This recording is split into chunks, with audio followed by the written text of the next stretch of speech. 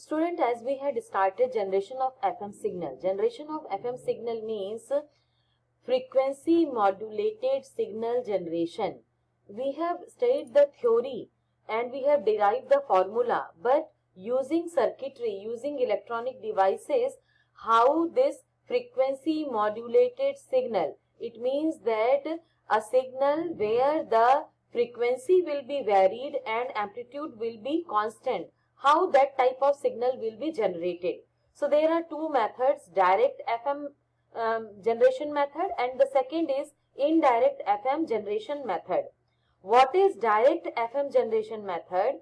In direct method only we use voltage controlled oscillator circuit, and that will give us variable frequency signals.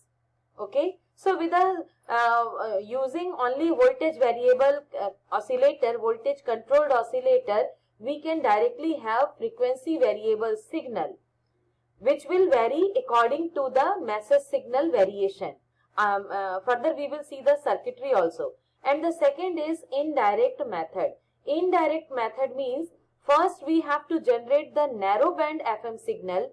Narrow band FM signal, those signals which are having only one sideband, that is FC plus FM and FC minus FM. Higher upper sideband is FC plus FM and lower sideband is FC minus FM.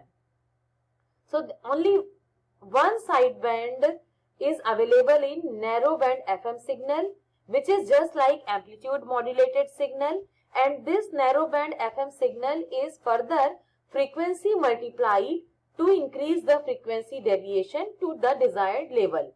So here there are 2-3 steps involved, that's why it is known as indirect method. Okay, so first we see the first method, direct method. Suppose this is the block of voltage controlled oscillator and this is the input voltage which is of variable type. This arrow mark shows that it is of variable type. So if a variable input voltage is fed to the oscillator circuit, which is voltage controlled oscillator, then it will give output frequency which will be the function of that input voltage.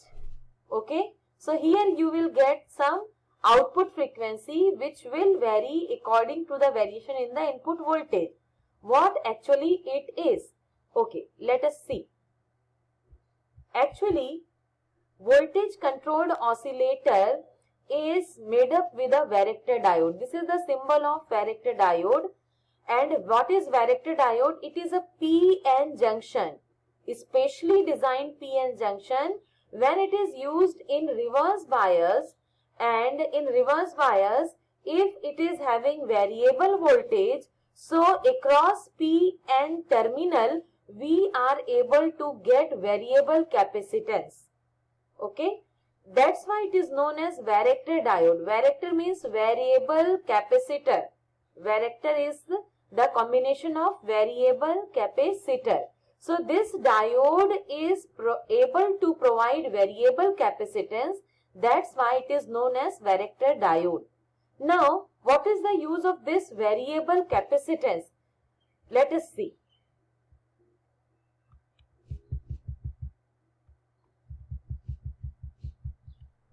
Now see here, this is the tuned circuit, as you know. This is a tuned circuit, and in tuned circuit there is resonant LC circuit. L is inductor, C is capacitor. Okay, L is inductor, C is capacitor. So if we connect one varactor diode across this capacitor C0, so what will happen? Since it is connected parallelly, so the net capacitance of this circuit will be CVT plus C0. In parallel combination, the capacitance adds to each other. Okay, so this oscillator circuit, which is actually the oscillator tuned circuit. What is oscillator? Oscillator is sine wave generator. And what is the frequency output of oscillator? That is frequency is equal to 1 by 2 pi under root LC, that we will see further. Okay, so this L is of constant value, and if this C will become variable with the combination of this varactor diode capacitance, then what will happen? The complete will be able to give the variable frequency. How? We watch. Now see, in this above diagram, net capacitance CT, how it is a function of T? This C is capacitance. How it is a function of C? Because here in the diagram,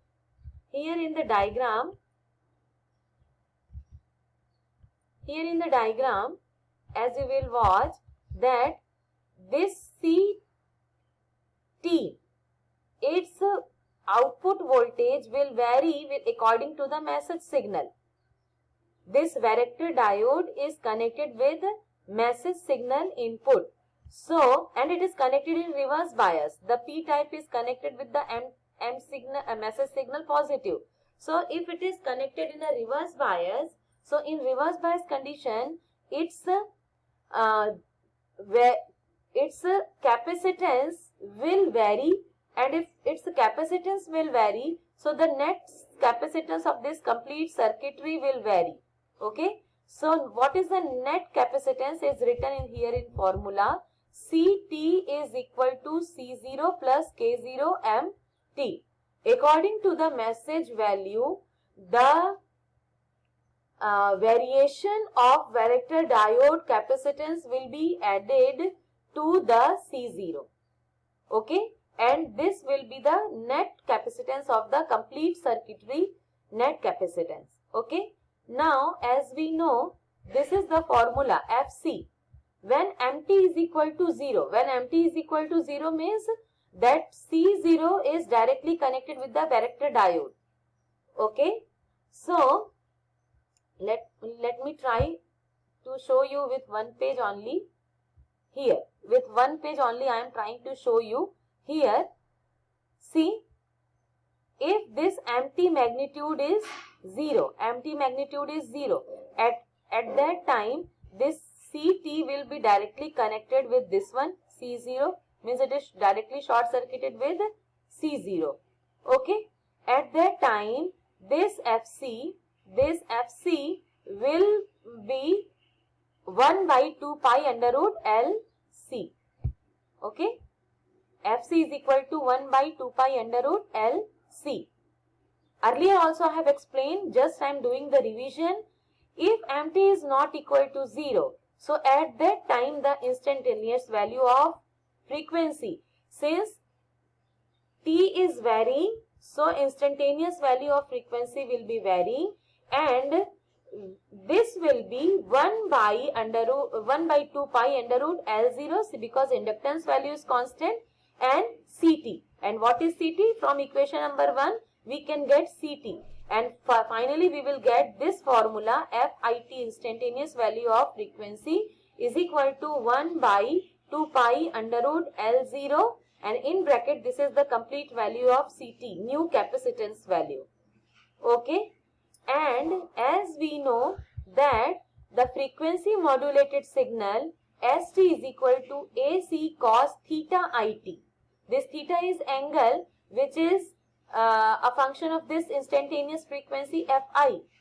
So, in place of angle, we can write AC cos 2 pi FIT. Here, this is the formula of frequency modulated signal. So, this can be written in angle modulated term or frequency modulated term.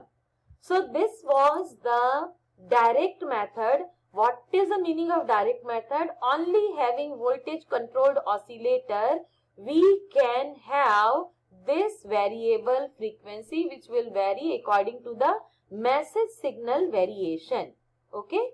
Now move to the indirect method. What is indirect method? In indirect method, first we have to generate narrow band angle modulated signal. Narrow band angle modulated signal, and then change it to a wide band signal. Due to the similarity of conventional AM signal, which is similar to conventional AM signal? Narrow band signal. Because in narrow band signal, modulation index MF is lesser than 0.6, and for that we get only lower sideband frequency, carrier frequency signal and upper sideband. So only one sideband for which it is having upper sideband, lower sideband, and one carrier signal. So it is just like AM signal. Okay. So first we have to generate narrow band signal, and then we will generate wide band signal. And how we will generate, the complete diagram is this one. Okay. As we know that for frequency modulated signal, we integrate the modulating wave. Earlier also in previous sections, also previous lectures also I have explained this one. If the modulating wave is a cosine wave, then we have to integrate it and we have to bring it in sine wave terms. Okay. It is just meaning if you are not doing this one also, then also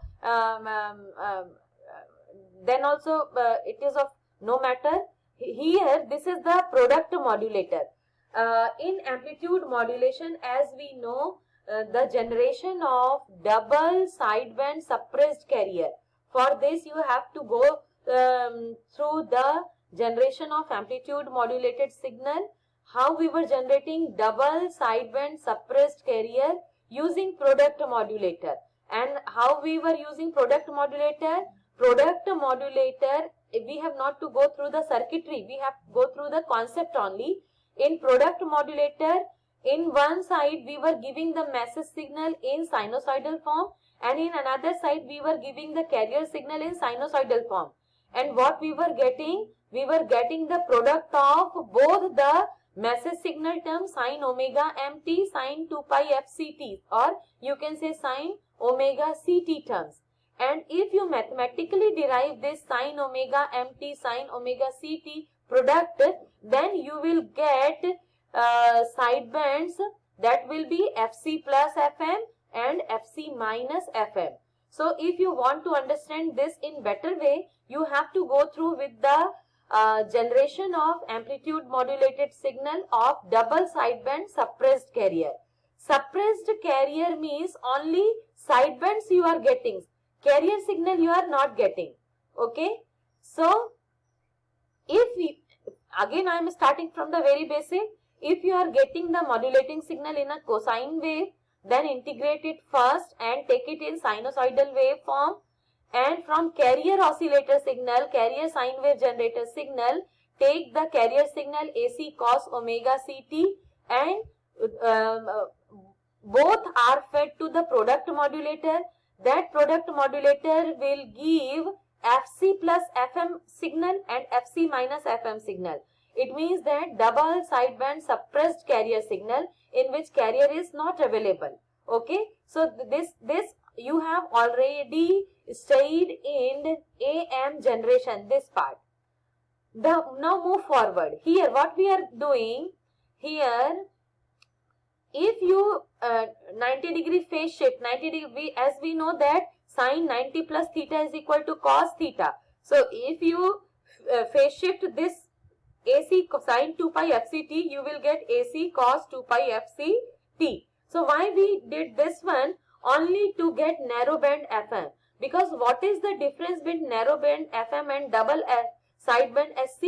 Here carrier is suppressed, but in narrow band FM we get sideband as well as carrier signal also. So for adding this carrier signal, we get this summation circuit, adder circuit, and to the adder circuit one input is this product modulator output, where we are getting only the sidebands, and the carrier signal we are getting from the other side from phase shifter.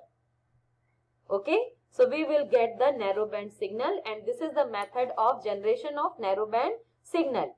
This we will further send to the multiplier signal in the second step. This is the first step of generation of wideband signal, in which first step gives only the narrow band signal, and this narrow band signal has to fed to the multiplier signal, then we will get the wide band signal.